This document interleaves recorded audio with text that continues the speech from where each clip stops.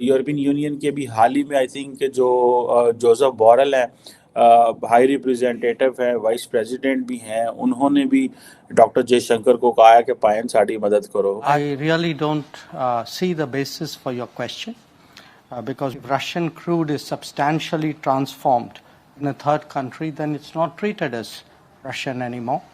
I would urge you to look at Council Regulation 833/2014. लेकिन क्योंकि Iran के ऊपर सैंक्शंस लगी हैं, लेकिन पाकिस्तान को मौका मिल गया और वो मौका है इंडिया। इंडिया क्योंकि इस वक्त उसने सबको जो है कॉन्फिडेंस दी है, टू बी फ्रैंक इनफ, उसने ये कॉन्फिडेंस दिया है कि यार अगर सारे के सारे ममालिक जो हैं वो ले सकते हैं, रशिया से गैस ले सकते हैं, वो तो हम क्यों नहीं ले सकते। इंडिया अब एक मॉडर्न जो है ना दुनिया की तरह बनता जा रहा है। इंडिया का जो जिसे आप चाय वाला कहते थे, वो बड़ी G7 में बैठ के इंडिया का केस लड़ रहा है।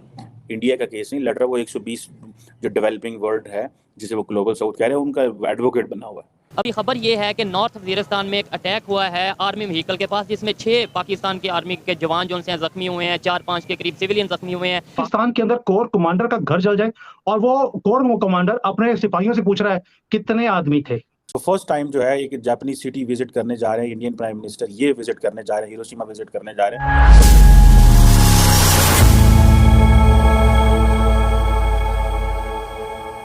जय हिंद दोस्तों, यूरोपियन यूनियन पिछले 1 साल से रूस से होने वाले तेल के व्यापार पर अंकुश लगाने की कोशिश कर रहा है। ऐसा करने में असफल रहने पर अब उसने भारत पर निशाना साधा और भारतीय विदेश मंत्री एस जयशंकर ने बयान देकर उनकी बोलती बंद कर दी है। जोसेफ बोरेल जो विदेश नीति पर ईयू के सर्वोच्च प्रतिनिधि है, उन्होंने कहा था कि जो भारतीय रिफाइनरीज रूस से आने वाले कच्चे तेल को प्रोसेस करके यूरोप को बेच रही है, उन पर कार्रवाई करनी चाहिए। इस पर एस जयशंकर ने अपने ही अंदाज में यूरोपियन यूनियन को नियमों की याद दिलाई और बोरेल को चुप करा दिया।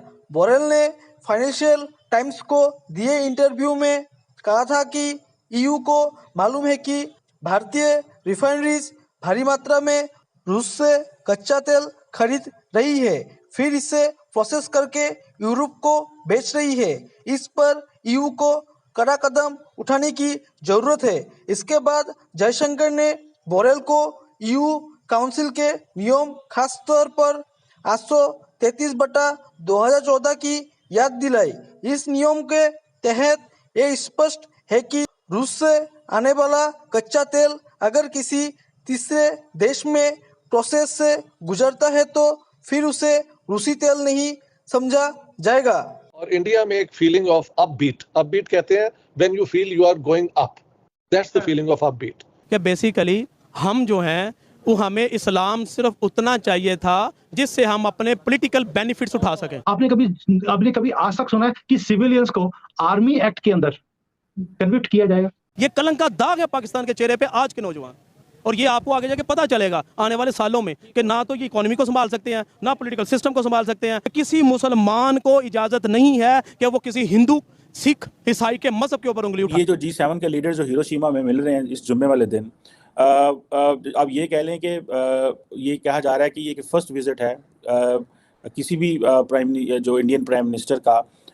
जब से इंडिया ने जिसे वो कहते हैं ना कि न्यूक्लियर टेस्ट किए थे 1974 में। सो फर्स्ट टाइम जो है एक जापानीज सिटी विजिट करने जा रहे हैं इंडियन प्राइम मिनिस्टर, ये विजिट करने जा रहे हैं, हिरोशिमा विजिट करने जा रहे हैं। इससे पहले तो जारी बात है इंडियन प्राइम मिनिस्टर या इंडियन लीडर जो है वो जाते रहे हैं, लेकिन ये हिरोशिमा में हो रहा है जहाँ पे जारी बात है न्यूक्लियर वेपन का इस्तेमाल हुआ था।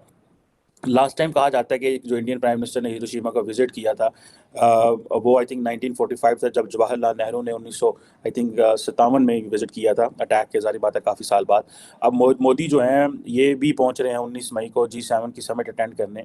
अब ये इमेजिन करें कि ये क्या ऑप्टिक्स हैं, सिर्फ आप ऑप्टिक्स को देखें, ठीक है जी। और वहाँ पे बैठ के मोदी साहब क्या करेंगे जी, सिग्निफिकेंस पे बात करेंगे जी कि इंडिया वो मुल्क है जो न्यूक्लियर नॉन प्रोलिफरेशन ट्रीटी को जो है ना उसने उसकी साइन तो नहीं किया हुआ, लेकिन नॉन प्रोलिफरेशन की हमायत करता है।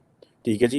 और आपको पता है कि इन जितने ममालिक हैं इनमें से मेरा ख्याल है इंडिया जो है उसने एनपीटी साइन नहीं की हुई।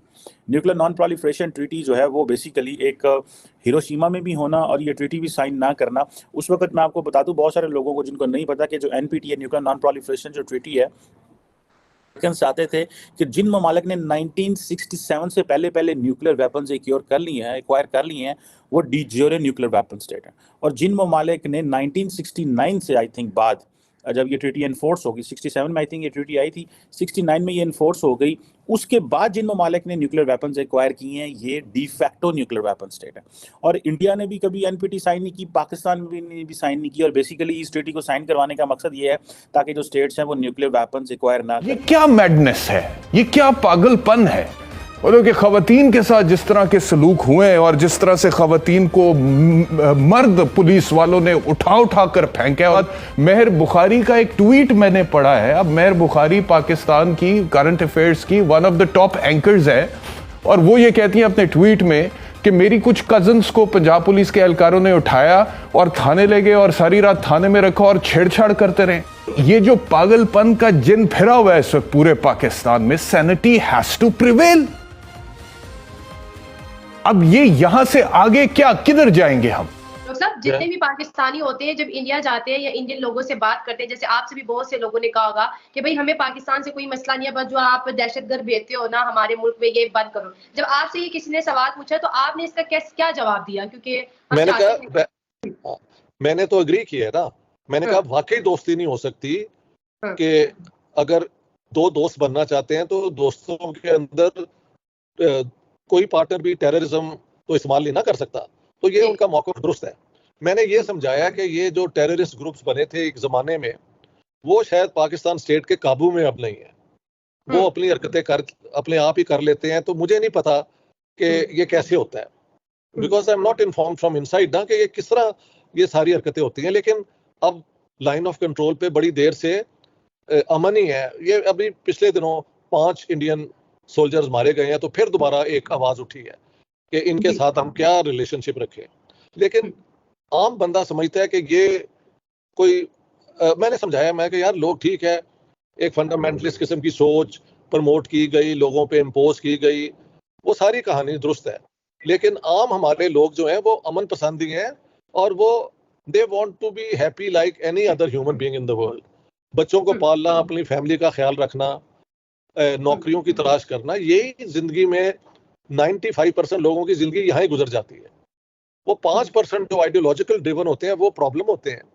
तो जब पाकिस्तान और इंडिया में अगर एट द स्टेट लेवल एक होगी ना डायलॉग, तो उनके नीचे जो ये इस किस्म की इंस्टीट्यूशंस हैं, फिर दोनों स्टेट्स को उस पर एक्ट करना पड़ेगा। तो as a political scientist I have explained कि लोगों की फ्रेंडशिप एक जगह है, लेकिन जब तक स्टेट्स इन्वॉल्व नहीं होती और रिस्पॉन्सिबल नहीं एक्ट करती तो आगे ये बात नहीं बढ़ेगी।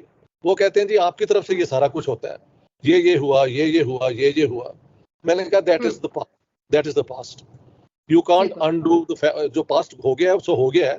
अब मुझे यकीन है कि पाकिस्तान में भी अमन के और पॉजिटिव रिलेशंस के लिए एक सोच है, क्योंकि मैं वहाँ पे 9 हफ्ते हर जगह ओपन तकरीरें करके आया हूँ और मुझे किसी ने कोई अपना एतराज नहीं किया। अभी खबर ये है कि नॉर्थ वजीरिस्तान में एक अटैक हुआ है आर्मी व्हीकल के पास, जिसमें 6 पाकिस्तान की आर्मी के जवान जो हैं जख्मी हुए हैं, 4-5 के करीब सिविलियन जख्मी हुए हैं। क्या वजह है कि दिन ब दिन अटैक हो रहे हैं? कभी कराची में हो रहा है, कभी पेशावर में हो रहा है, कभी बलोचिस्तान में हो रहा है, कभी वजीरिस्तान में हो रहा है। एक तो वो जो दहशतगर्द अटैक कर रहे हैं, और सेकेंडली हम जो आपस में एक दूसरे के ऊपर अटैक कर रहे हैं। इस वक्त मैं पाकिस्तान के बारे में अगर बात करता हूँ तो मैं हमेशा ये कहता हूँ Pakistan is a battle field, और हम हर वक्त हालत जंग में हैं। जिस तरह कायद-ए-आज़म मोहम्मद अली जिन्ना ने फरमाया था कि जो है पाकिस्तान बेसिकली पूरी दुनिया के लिए एक रीढ़ की हड्डी का काम कर रहा है, जिस तरह कश्मीर के बारे में कहा कि वो हमारी शार आ गया है, तो पाकिस्तान बेसिकली पूरी दुनिया की बैटल फील्ड है, और पूरी दुनिया की जो एजेंसीज हैं वो बेसिकली अपने एजेंट्स को ट्रेंड करने के लिए पाकिस्तान की सरजमीन के ऊपर भेजती है। जय हिंद दोस्तों, स्वागत है आपका आपके यूट्यूब चैनल जय हिंद पर। वीडियो को लाइक और चैनल को सब्सक्राइब जरूर करें, और हम आपके लिए पाकिस्तानी मीडिया के एक से बढ़कर एक लेटेस्ट वीडियो लाते रहेंगे।